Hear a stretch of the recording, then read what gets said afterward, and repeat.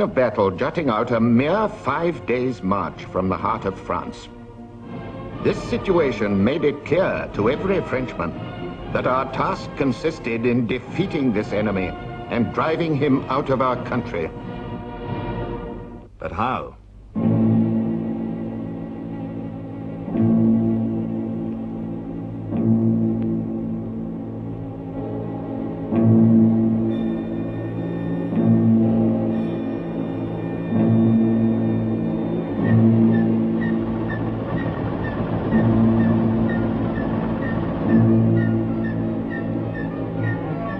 French observers peered at the German front line. Week by week, month by month, battle by battle, the Germans had strengthened and deepened their defensive position. From behind the trenches, the gun flashes told the Allies of the power and numbers of the artillery supporting the German soldiers. The answer, the French concluded, lay in artillery and high explosive shell. Given enough, the infantry would merely occupy German defenses already ploughed up and made harmless.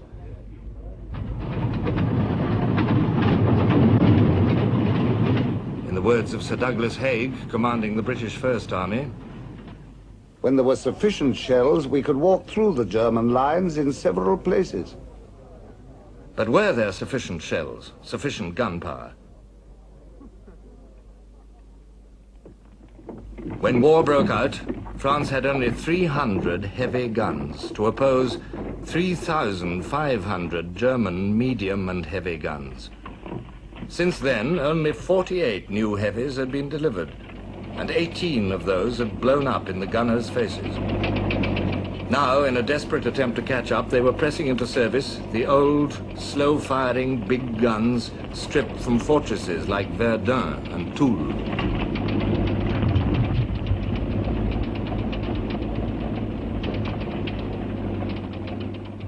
The BEF by the first half of 1915 had only 10 heavy guns per division against the German 20.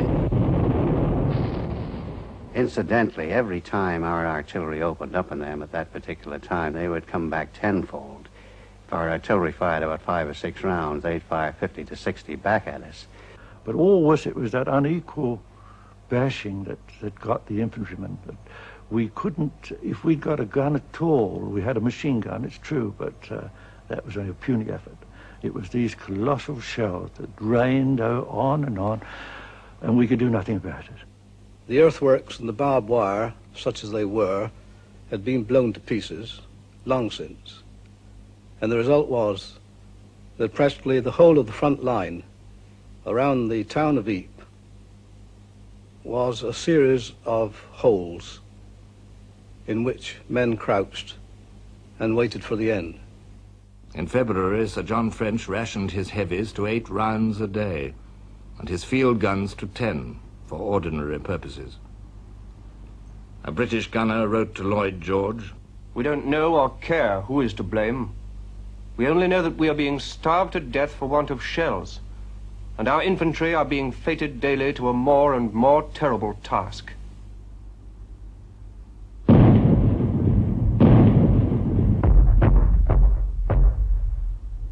Trench mortars and mine throwers were lacking too. The soldiers of the country that thought itself the workshop of the world were reduced to homemade equipment. They invented the hairbrush grenade, a slab of gun cotton fastened to a piece of wood and lit with a match or cigarette. There was also a jam tin filled with shredded gun cotton and nails. Some units improvised trench mortars. A corporal said to me, "Come along here, we're going to let our mortar off. Come and have a look at it." It was a homemade mortar. It looked to me like a piece of rainwater pipe, and it was bound all round with what appeared to be a leather thong to take the resistance. There was a plate bolted on the back and a touch hole with a piece of fuse in it. The charge was a screw of gunpowder in a paper screw, and the bomb was a jam tin filled with explosive. They lit the fuse and all stood well away. Well, the bomb just went off, whizzed over, tumbled over 2 or 3 times and dropped somewhere near the German trench and went off with a big bang. The French had to improvise too. In some parts of the country, the manufacture of munitions became a cottage industry.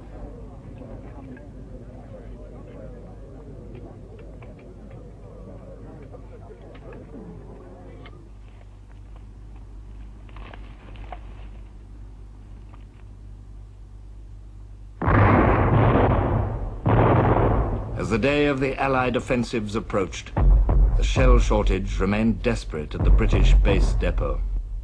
It was the base ammunition depot for the Southern armies, and it was, I suppose, an ex-builder's yard. It consisted of about a couple of sheds, room to put a couple of railway trucks or wagons in, and the total stock couldn't have exceeded about 2,000 rounds of ammunition of all kinds. We used to issue it in half-dozens, dozens, and sometimes single rounds to some of the bigger batteries. And I suppose one day's loading would be a couple of railway trucks. And of course it was perfectly absurd. The ammunition we had was treated as if it were gold ingots. It was laid out in very neat rows. It had to be counted every day and lined every day and dusted every day. Early in 1915, the Allies began a series of attacks to wear down and soften the German defenses. Suddenly, a thunderclap right beside us. An enormous fountain of black smoke seems to spring out of the ground, hurling hundreds of clods up to the sky, and they rain down like hailstones on our heads. It's a heavy melanite shell just a few feet away. We run in all directions.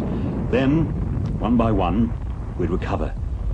The French spring offensives cost them 240,000 men, killed or wounded. On March the 10th, the British attacked at Neuve-Chapelle. There were enough hoarded shells to smash the German front line trench, but the German second line was not destroyed. The attack could go no further.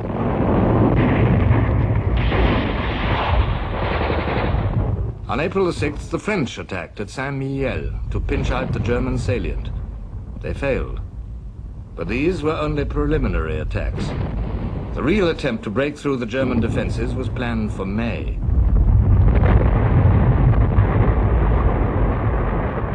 But it was the Germans who attacked on April the 22nd. Their purpose was to cover up their troop movements away from the Western Front to Gorlitzer-Tarnów. Against the French sector at Ypres, they let loose a hideous new weapon, which science had added to the German soldiers' armory: poison gas.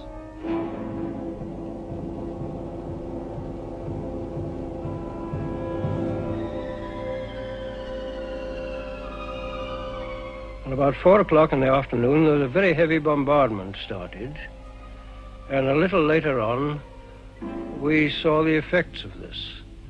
The first thing was hundreds of French troops running away. They were just like ants. They weren't sticking to roads or paths or anything else.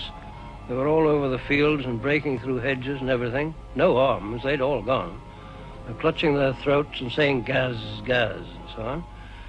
We tried to rally them as they got level with us, and they wouldn't stay, and all we got from them was "Alley man, bum bum, my lad, my lad."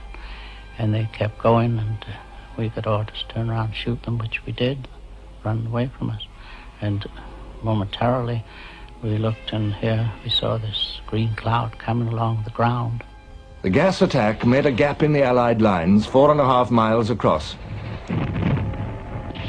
The Canadians were thrown into the breach, and for 3 weeks they held on alongside British and French troops and braved the new horror.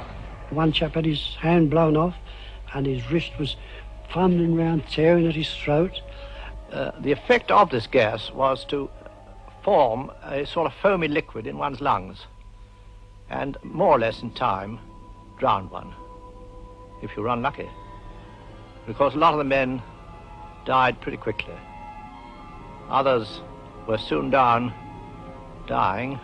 They were in fact drowning from this beastly foam coming up from their lungs.